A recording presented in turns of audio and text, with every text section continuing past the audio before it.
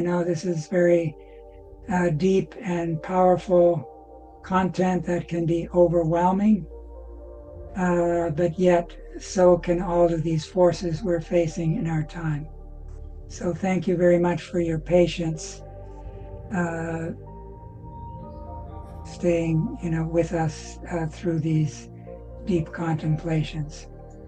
So based on these indications and those given in the Etherization of the Blood lecture, I would propose that the human skull can become either the castle of the Grail or the castle of Klingsor, depending on whether the pineal gland, which can be likened to the stone that fell from Lucifer's crown during the battle in the heavens, is carved out through the development of compassion or remains hardened in egoism.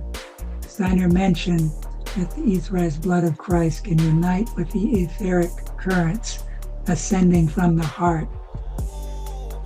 However, a true comprehension of the Christ and the mystery of Golgotha is necessary for that to take place. And now we are in a period where the second coming, the most important event of our time, is underway.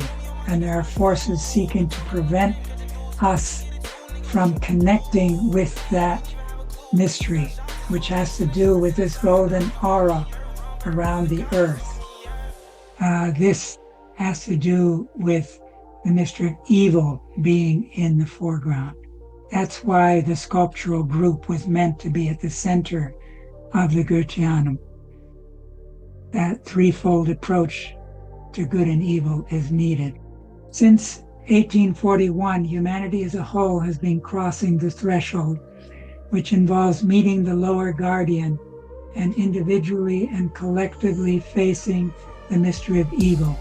This is also the beginning of the split of humanity, and this signifies a critical point in time at which we have now arrived. The forces that formerly streamed out of the spiritual beings into humanity are used up, are exhausted.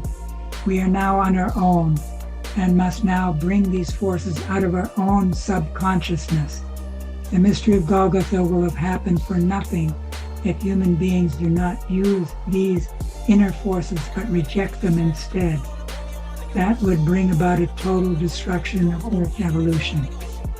And in another place, to this, my dear friends, I would now direct your hearts. It is happening now that the comparatively single and uniform kingdom of the angeloi is being turned into a twofold kingdom of angeloi, a kingdom of angeloi with an upward tendency into the higher worlds and with a downward tendency into lower worlds.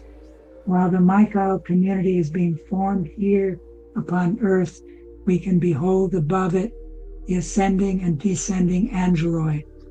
Looking more deeply into the world today, one can perpetually observe these streams, which are such as to stir the heart to its foundation. So here up above, we have, this indeed is a time of great decision, the great crisis to which the sacred books of all time have referred, for in reality, the present age is meant.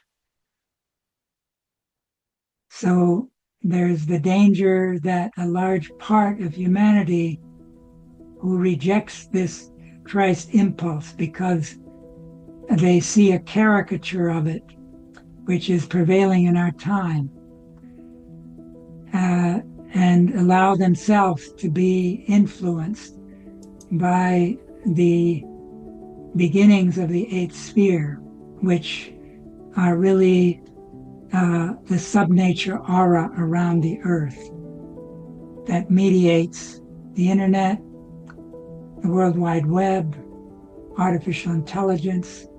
This will all take on a much more powerful development in the very near future, referred to as AGI and ASI, and transhumanists trying to project an evolutionary paradigm that is really taking us into the eighth sphere.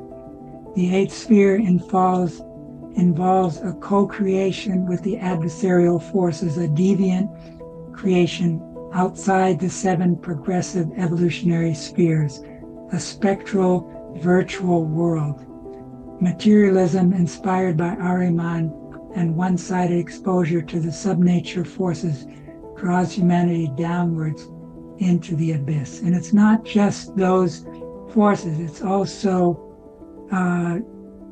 forms of clairvoyance that are atavistic, reviving old forces of clairvoyance.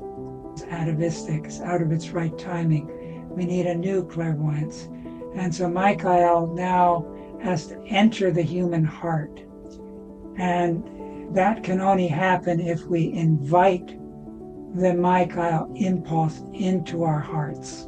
Ahriman has an affinity and mediates the influence of Zorat. And there's a third evil besides the Ahrimanic and the Luciferic called the Azuras, which are attacking in our time.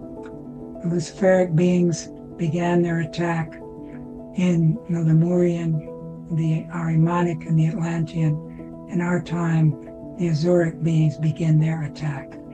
They attack through the physical body, which is the foundation for the I we're developing in the consciousness soul.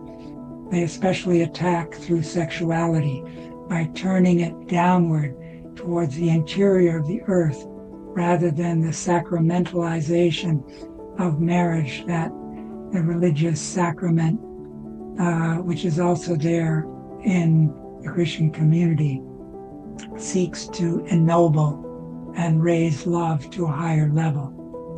And that if we don't wake up to what the angels are weaving into our astral body by rising into the sphere of imagination during our waking life, then they're forced to weave these impulses into our sleeping bodies, and then they become their opposite. We then have a negative version of birth mysteries, which come to expression in perverse forms of sexuality, etc., and gives license to the Azuric forces, which attack through the sexual and lead to sadomasochistic forms of perverse human expression.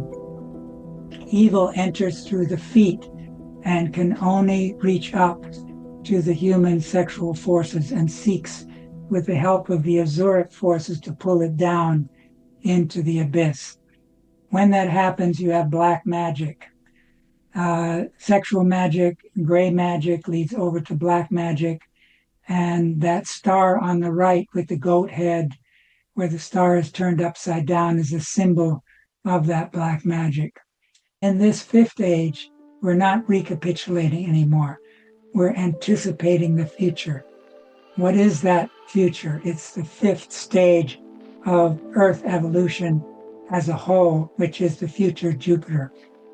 That's why this threshold and these trumpets are sounding now in this consciousness soul age, because we're preparing that future in a very critical way, that we have to wake up and ask questions like Parzival failed to do the first time. Rudolf Steiner spoke of the work of Christ's opponent, the demon of the sun, Zorat, called the two-horned beast.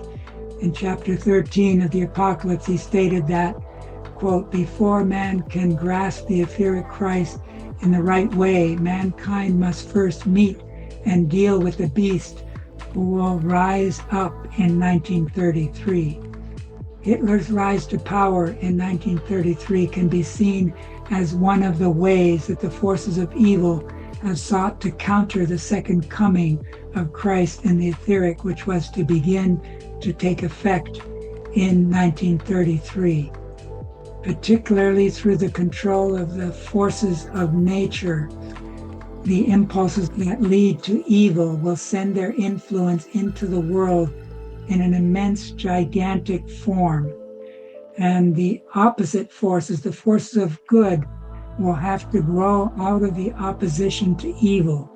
And when man will have to draw the strength for this opposition out of spiritual sources, This will take place above all during the fifth epoch, when the exploitation of electric forces, which will assume quite different dimensions from those which they have assumed thus far, will enable man to spread evil over the earth, and evil will invade the earth by coming into an immediate way out of the forces of electricity. So this kind of relates to the building of the New Jerusalem up above and the building of the great city of Babylon down below. So for those who take in the Christ impulse, the aim is to build and co-create the New Jerusalem. But those who come under the spell of these subnature forces, which are being amplified in our time, especially since the third 666 in 1998. That's when Google was formed. And that's when many new impulses that have led up to what has since become the computer networks and the World Wide Web and the foundations for AI. And the connection will be made between the death forces in the human being, which are related to electromagnetic forces, and outer machine forces. In a sense, the human being will be able to let his thoughts pass into the machine forces, and yet undiscovered forces within the human being will be discovered, forces that have an effect on outer electrical and magnetic forces. In that one quote where Steiner says that electricity would be used to propagate evil in ways that were way beyond what was the case in his time. Electricity is fallen light. It also has inwardness. But who is the inward being who is receiving all that knowledge, pulling it all together? That's the being who wants to create the eighth sphere as a counter-earth. And that's a being who is aligned to Zorat and the Azuras. And supercomputers use then refrigeration to a very high degree to create a cryonic kind of condition that allows for a way that magnetism and electrical forces can work much more efficiently in those kind of environments. Steiner indicated that the more you approach Ahriman, the colder it gets. It's like entering into a dark cave. He draws all knowledge to himself, but he lacks the heart. It's the heart that draws the bits and pieces of our experience and makes them into a whole. The warmth of the heart needs to become an inner sun. Ahriman's incarnation is imminent. And Steiner said even when a very small period of the new millennium occurs, Ahriman will appear in the flesh in the West. Most all of these data centers, like 75-80% of them, are in the United States. Those memory banks are mostly in the United States. And look at the president who's at the center of power in the United States. This individuality can be a reminder of Philip le Bel. He was greedy for gold.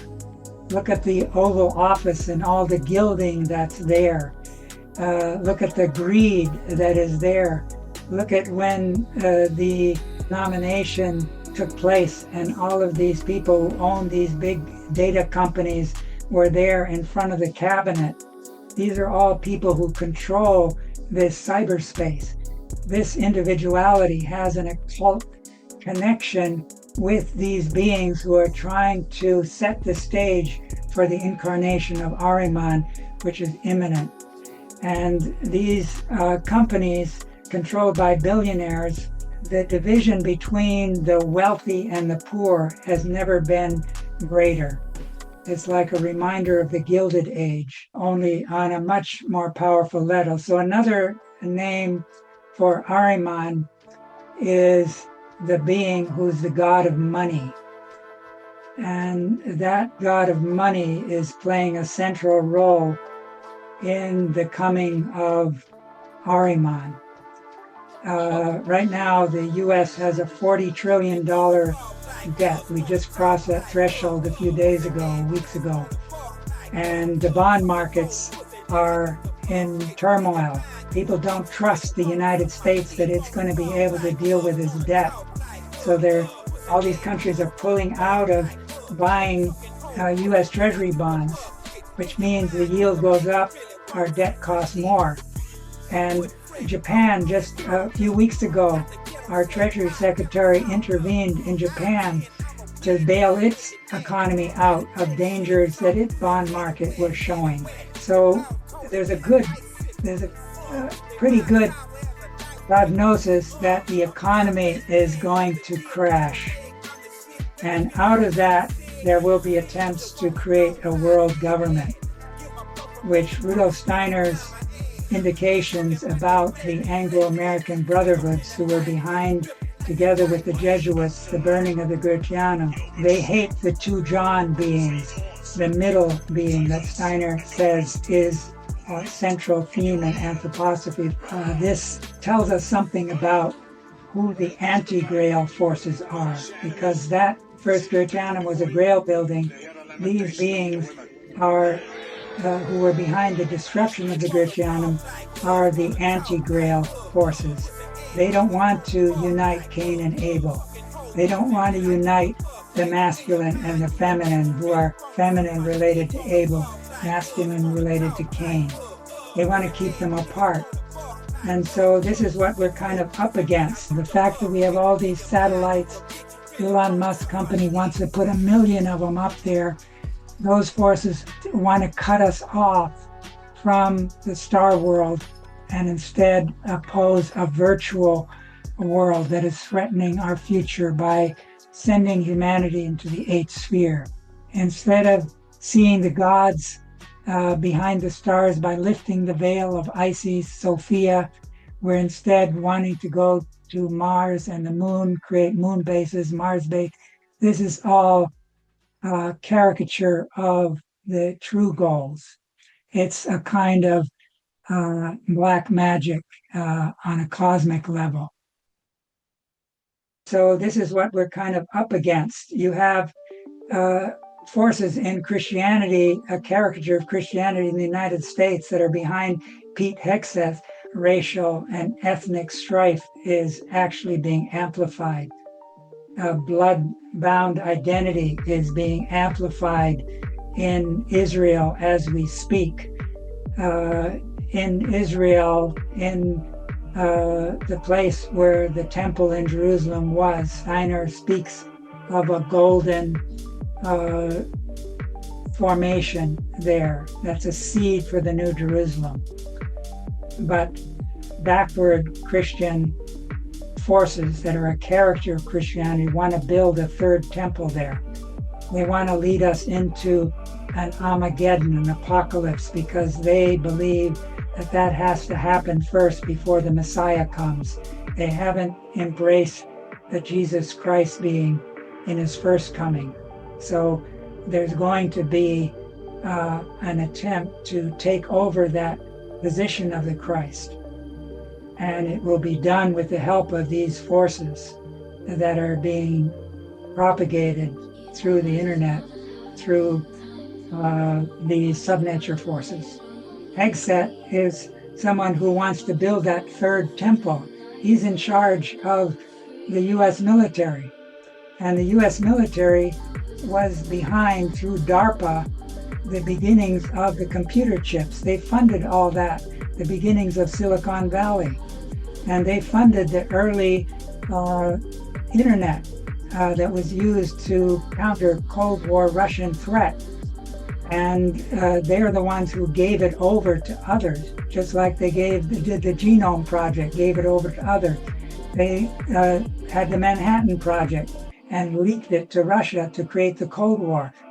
if one goes deeper into these occult secrets of evil, then you can see these beings behind it on the physical stage working today.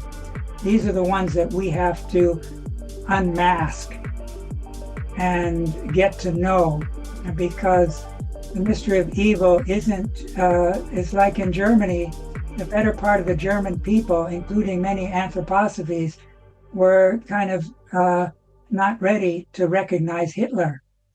And Hitler's Nazi regime in the 1935 closed down Anthroposophical Society, Waldorf schools, etc.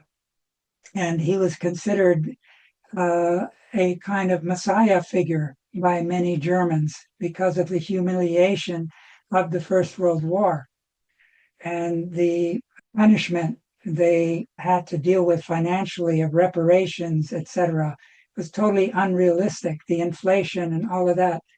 So Steiner gave a lot of insights into the working of these backward brotherhoods who were behind the burning of the GOETHEANUM that we need to understand how they are related to this technology now, because they are the ones who created the Royal Society and launched modern science and its materialism. All these technology are based on the Baconian idea. Bacon was a reincarnation of Harun al-Rashid. Harun al-Rashid had taken all these individuals in his regime who had been representative of the Persian culture, who often worked in medicine, and had them killed and beheaded so that the moon mysteries squelched the sun mysteries. And that's happening now because these electrical forces are fallen moon mysteries, magnetism, fallen sun mysteries, and the nuclear force, fallen Saturn mysteries. And more data centers, they want to use nuclear. The more we use of that, the quicker the Earth will die. And human beings won't be ready for that threshold event. So there's a lot of parts to the picture that are not so easy to penetrate. But this mystery of evil, you have to work carefully over many years to deal with what Steiner said. For example, look at what happened with Husker Hauser. Look at what happened with Demetrius. Look at the two Johns. And look at the beings who worked through those. We're in a time where there will be, because in Israel, many of the Jews haven't accepted the Christ because they haven't been willing to take on the guilt that represents. Because the high priests of the Jews were saying, crucify him. There was an opportunity to free him, and they instead chose Barabbas. And so they don't want to accept that guilt, so they'd rather say that wasn't the Christ, that wasn't the Messiah. We're still waiting for him. So he's going to come on the physical plane in the very near future. And this is where Ahriman in his incarnation will take advantage of those kind of expectations. And I think you can't get world government without the United States, which is standing in the way of first undergoing a tremendous fall. And this economic fall that I just alluded to can set the stage for a shift to the United Nations to once again play a central role. And the Western Brotherhoods have prepared the way for that to happen. And they've been looking at all the different scenarios at how they can bring that about. So we have in artificial intelligence the intellectual fall of humanity. There is a question. So, I mean, if they're waiting for redemption, so in which way we're going to redeem them? Yes, we have, under the guidance of this Manichaean impulse to redeem evil. And we need to do it in the way we connect with nature beings in our everyday life. That's why I have a garden out back. I have a chicken out there that lets me know when she's hungry. In order to participate in it, we have to lift the veil of the stars. We have to reawaken to the Isis Sophia, who's been slain and killed by the projection of materialistic scientific worldview, the Copernican view of the universe and the stars. And this goes for Elon Musk's and others who talk about transhumanism and the like. And so it's all part of learning to read out of the book of nature, the book of life. That's why Rudolf Steiner was given the task of editing Goethe's scientific work, because he brought the realm of qualities in. This is what's missing in this artificial intelligence, the qualitative. The heart isn't there. Ahriman has no heart. In the sculpture of Ahriman, he has no forehead. He doesn't have that moral dimension that human beings were given. And so we shouldn't shy away from using these forces, but we have to see them for what they are. They are spreading around the earth, subnature forces, and amplifying them more and more. All these data centers are gathering all human knowledge, but it's all Epimethean knowledge. Epimetheus was the brother of Prometheus. He's the one that opened Pandora's box and let out all the plagues. All this internet, World Wide Web, data center thinking is all Epimethean. We need the fire of the Holy Spirit, the Promethean thinking. And that's the baptism with fire. That's really the Pentecost event. And that's where, in the middle of that circle of the disciples in the upper room, is the Maria, in whom the Sophia has united. In the Slavic, Russian region, their souls have been preparing for this sixth age, where the Sophian impulse will be in the foreground. Brotherhood will come to expression. So we have two auras. One is the subnature aura, that's leading us towards the eighth sphere. The other is a supernature aura that we can help to amplify through thinking living thoughts, through heart thinking, through entering the world of imagination, inspiration, intuition, embracing the Michaelic wisdom, making it our own, bringing it to life, sharing it in circles where two or three are gathered, building communities where we look each other in the eye and can hear people speaking from the heart. There, Christ promised, I will be with you until the end of time. And that's where we can create little GRAIL circles where two or three are gathered. And the internet can be used for these kinds of events like we have now, but we need to bring it back down into our interpersonal life with other human beings here on the physical plane as well. So we're kind of well on our way to collectively descending into this abyss where the Ahrimanic forces are particularly strong, and we need to counter that through leading our thinking up into the realm of imagination, inspiration, intuition, where the meditative life, the study of spiritual knowledge, spiritual science can play an important role.